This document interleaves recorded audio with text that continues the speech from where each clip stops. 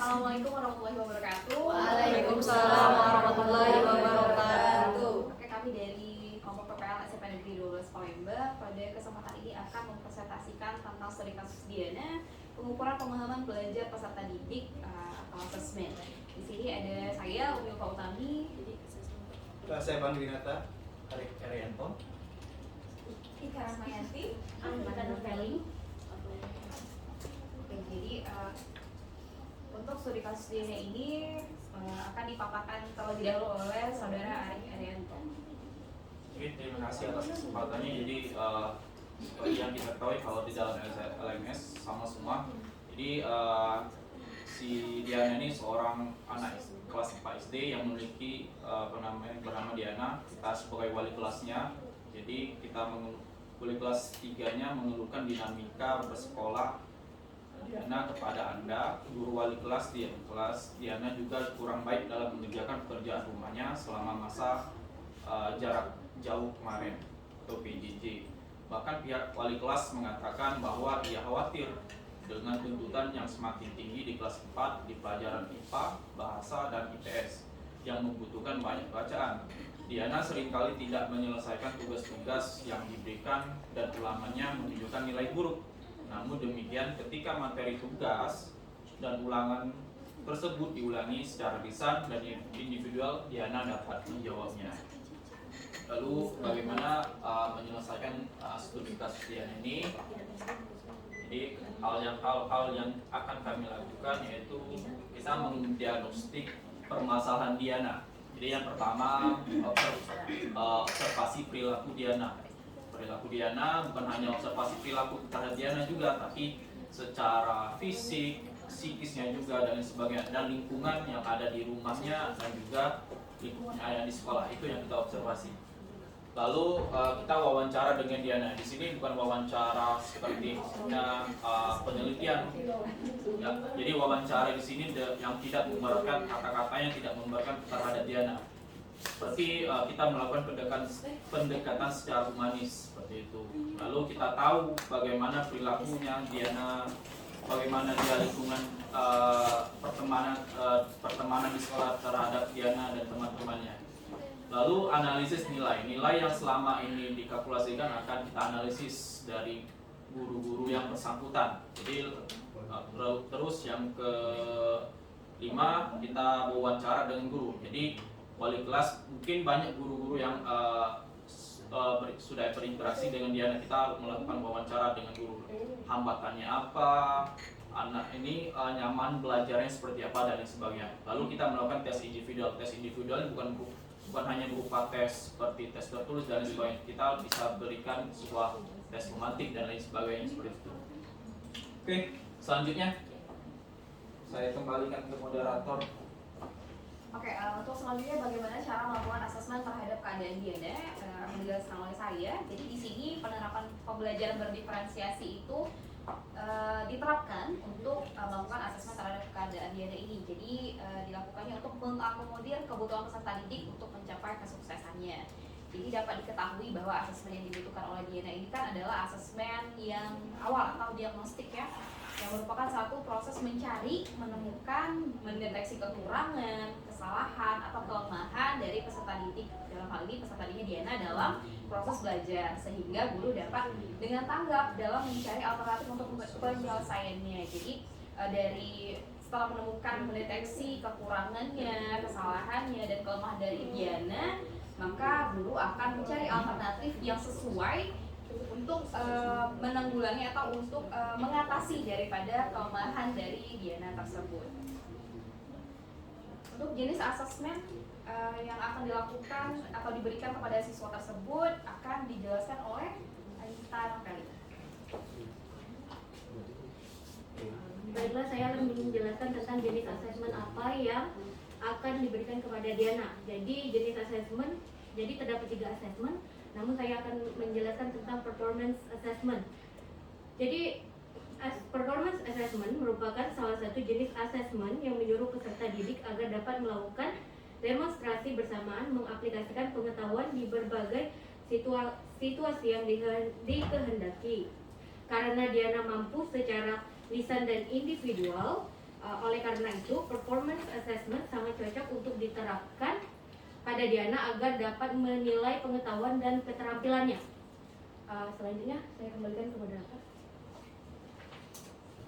Untuk asesmen selanjutnya produk dan self assessment akan dijelaskan oleh saudara Pandu Winata. Baiklah, saya Pandu Winata akan menjelaskan asesmen yang kedua yang bisa kita lakukan adalah product assessment. Jadi kita bisa melakukan penilaian hasil karya atau produk yang dihasilkan oleh Diana. Mungkin Diana di sini seperti yang kita tahu anak SD hobi menggambar dan sebagainya. Mungkin untuk hasil produk yang dihasilkan oleh Diana bisa diarahkan ke arah sana. Bisa mungkin untuk pelajaran IPA bisa menggambar kayak alam, atau matematika mungkin dan sebagainya juga. Di sini produknya itu bisa dibedakan dengan menggunakan pembelajaran diferensiasi. Yang kemudian adalah self assessment, jadi memberikan kesempatan kepada Diana untuk mengevaluasi sendiri kinerja dan hasil belajarnya. Mungkin di sini kita bisa memberikan pertanyaan sederhana kepada Diana seperti, Diana, kamu sudah belajar sampai sudah paham sampai di mana, atau apa yang sulit dari Diana. Jadi kita melakukan semacam pendekatan, jadi Diana bisa menilai dia paham atau tidak terhadap materinya, dan mungkin juga Diana bisa memberikan masukan mengenai apa produk atau performa yang akan dia lakukan dan sebagainya. Baiklah, kembali kemudian. Oke, untuk kesimpulan dari studi Diana ini akan dijelaskan oleh saudari Ika. Baiklah, kesimpulan yang dapat ditarik dari assessment yang kami desain yaitu untuk pertama yaitu untuk mengetahui kemampuan siswa, jadi guru dapat melakukan asesmen awal atau asesmen diagnostik yang sudah dijelaskan oleh rekan-rekan saya tadi. Hal tersebut agar guru dapat merancang strategi pembelajaran yang efektif dan efisien berdasarkan karakteristik dari peserta didik. Diana mungkin memerlukan bantuan tambahan dalam proses belajar seperti pengulangan materi dan perhatian khusus dari guru. Jadi mungkin Diana itu bukan salah satu peserta didik yang bisa dengan cepat menangkap pembelajaran. Untuk itu guru atau pendidik harus bisa lebih memperhatikan dengan menggunakan scaffolding itu ya. Dan terakhir Diana perlu diberikan umpan balik yang konstruktif dan dibimbing agar guru dapat meningkatkan kinerja dan hasil belajarnya. Sekian dari saya. Baiklah, demikian presentasi dari kelompok kami. Apabila ada kritik, saran, masukan, dan pertanyaan,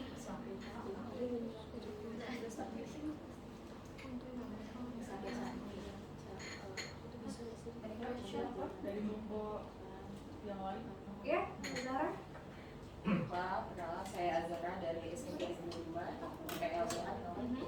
Pertanyaannya yaitu dari kesimpulan itu sendiri, kan di sana ada statement untuk mengetahui kemampuan siswa, guru dapat melakukan assessment awal, yang dimana hal tersebut dilakukan agar guru dapat merancang strategi pembelajaran. Dimana kasus ini kita temukan bahwa Diana itu malas kan. Jadi assessment awal di sini guru merancang awal lagi untuk mengetahui permasalahan yang dihadapi Diana gitu, atau apa yang dimaksud dengan assessment awal yang akan dirancang lagi, padahal kita sudah mengetahui bahwa malas si Diana ini. Terima kasih. Apakah bisa ditangkap? Terima kasih Zara.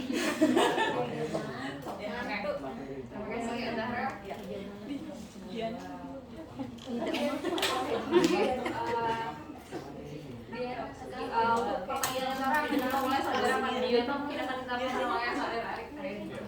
Oke, mungkin asesmen awal di sini adalah lebih ke materi ya. Jadi mungkin kita coba kasih materi terlebih dahulu, mungkin materi baru. Nah, di situ kita melakukan asesmen awal apakah materi yang diberikan itu cocok atau tidaknya kepada Diana, gitu. Seperti itu. Mungkin tambahan lagi.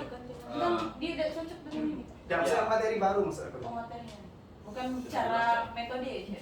Oh ini tidak serius nanya. Iya benar. Sudah jelas ya. Ya mungkin kita bisa melakukan mencoba memberikan materi baru ya, tapi juga bisa mencoba melakukan strategi atau metode pembelajaran baru yang cocok. Mungkin kita berikan dahulu, terus kita berikan asesmen awal, oh ini atau bagus atau tidak untuk ke depannya untuk Diana. Oke, tambahan sudah mulai paham. Jadi ini tambahan lagi Jadi guru tuh bukan hanya meletakkan plan A doang jadi jalan. Jadi guru juga ada meletakkan yang namanya mempersiapkan plan B juga di situ. Jadi kalau memang plan A ini nggak cocok atau gagal, jadi guru bisa menyiapkan plan B-nya. Seperti itu maksudnya. Jadi kalian menyiapkan plan A dan B. Iya. Oke, that's good. Nah, Iya, kita kan terus. lanjut lagi. Nama saya Trina Sari dari SMP 5 Palembang.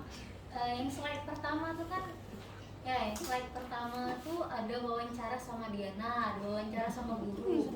Terus, nah yang di bawah sekali itu ada tes individual. Tes individual tuh masuk ke kayak self assessment kayak Bisa. Jadi tes individual biji di sini ya, Mbak. Iya. Tes individual ini individual, jadi bukan hanya self assessment, bukan hanya kayak ya bisa juga pemantik, bisa juga ya kan mereka nih si Diana lebih ke individual, jadi lebih ke fokus secara individual, self assessment, product assessment, performance-nya juga, dan juga tes pemantik secara individual dan sebagainya. Jadi kita bisa menganalisa apa yang kekurangan dari si Diana. Jadi bermacam-macam tes individual. Jadi tes individual ini berkaitan sama yang asesmen yang ditanyakan oleh Zara tadi ya? Iya. Asesmen. Oh, iya. Terima kasih. Oke, Trimila. Nah, ditambah. Mungkin ada lagi masukan, saran? Cukup? Saran. Boleh, boleh. Itu udah kelihatan mulainya. Yang kita juga udah kelihatan. Warnanya. Oh, warnanya. Oh, di slide nih, Pak. Oh, ya, Oh oke. iya. Iya. Sebenarnya kalau di layar laptop kami warnanya orange, cukup terang. Cuma Bukan, karena ini itu aja. tulisannya warna biru itu nambah. Jadi kayak pas tabrakan mereka tuh. Oh ya. Iya. Ah, ya. Yang bawah. Aduh, woi. Oke, baik. Terima kasih untuk sarannya, Teh Nila. Demikian kalau sudah tidak ada lagi saran dan masukan juga pertanyaan, kami tutup presentasi pada hari ini. Wassalamualaikum warahmatullahi wabarakatuh.